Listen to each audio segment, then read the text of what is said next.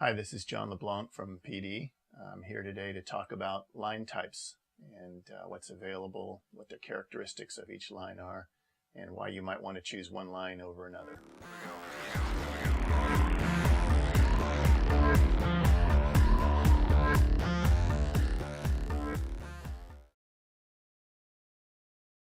So as Kevlar went out of vogue, everybody went back to Dacron.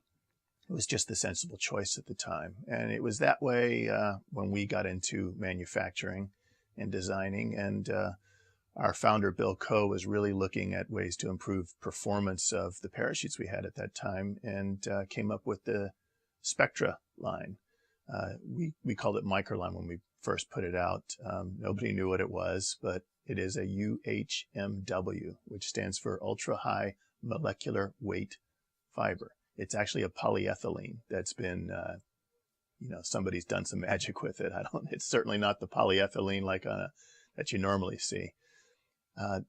Spectra was not only low bulk, but it was far lower bulk than Kevlar. And we found that it had excellent wear properties. It lasts longer in terms of abrasion resistance than even Dacron by a long shot.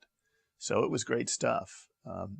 It's quite inelastic, even less elastic than Kevlar. So you did notice the difference on the openings in terms of there was just a short little peak on the shock. And as long as the openings were generally good, you were fine. The Spectra line was the choice for many, many years, but it has some kind of funny properties. And they're not really much of a problem for a lot of parachutes, but as you start getting into the higher performance parachutes, they start to become troublesome. The main problem with the Spectra is that even though it's very inelastic, it doesn't change its length with a shock. Over time, it'll actually stretch a little bit. It creeps if it's under load for a while.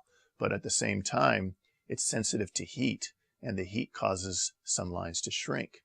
So as your slider grommets generate heat in the snivel of your parachute and it comes down the lines, those lines that it hits against fairly heavily get shrunk, while other lines that take a high load stretch. So the trims go all over the place.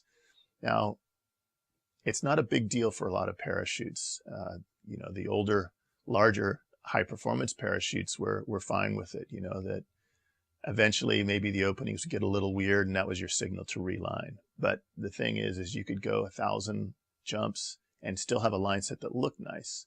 It was just out of trim. So as time went on, this trim problem became quite a limitation on Spectra, so we started looking for something else.